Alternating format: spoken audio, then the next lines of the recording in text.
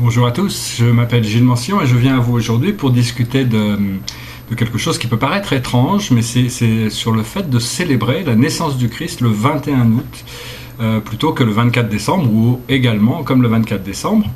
Et donc je voulais raconter une petite histoire personnelle à ce propos, mais d'après ce que je peux comprendre, d'après ce que je peux voir, c'est qu'à un moment donné, les pouvoirs du Vatican ont décidé d'attribuer ce jour du 24 décembre à la naissance du Christ, alors qu'au départ c'était une fête païenne très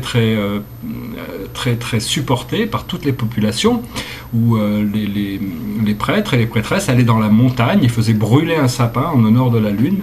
Donc c'est ça qui est resté, avec le sapin de Noël décoré avec les petites lumières. Mais bon, à un moment donné, ils ont dit qu'il fallait rallier les populations à la chrétienté, et donc ils ont déplacé la naissance du Christ au 24 décembre, ce qui est d'ailleurs très bien pour toutes les forces célestes, parce que le solstice d'hiver est une période très très puissante, et bon, la naissance du Christ, c'est à propos de la naissance de l'amour divin, donc du pardon, ça apporte énormément de choses au niveau significatif, au niveau des empreintes énergétiques que ça a pu laisser. Aussi, la vie de ce maître est très très importante. Bon, c'est pas une question d'être catholique ou pas, mais donc voilà, je voulais juste expliquer que bon, d'après le livre du Rantial, le Christ est né en réalité le 21 août de l'an -7 avant Jésus-Christ, et donc en 1993, j'étais dans le Colorado, j'habitais à Denver, et donc j'étais à Littleton, dans une petite ville, banlieue de Denver, où il y avait une célébration, une messe spéciale pour les 2000 ans, qui célébrait les 2000 ans de la naissance du Christ.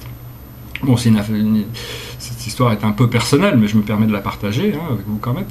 Et donc, ce qui s'est passé, c'est que bon, j'assistais à cette messe comme ça, j'étais là, et puis tout d'un coup, le Christ est apparu devant moi. Il devait faire, je sais pas, 5-6 mètres de haut. Il était habillé avec des habits de couleurs magnifiques. Et c'était une vision, mais qui m'a vraiment ébloui. Puis tout d'un coup, il a bougé la main vers moi, et je me suis senti, mais vraiment complètement enveloppé d'un amour si puissant. C'est la première fois que je rencontrais cette personnalité, cette énergie, cette personne.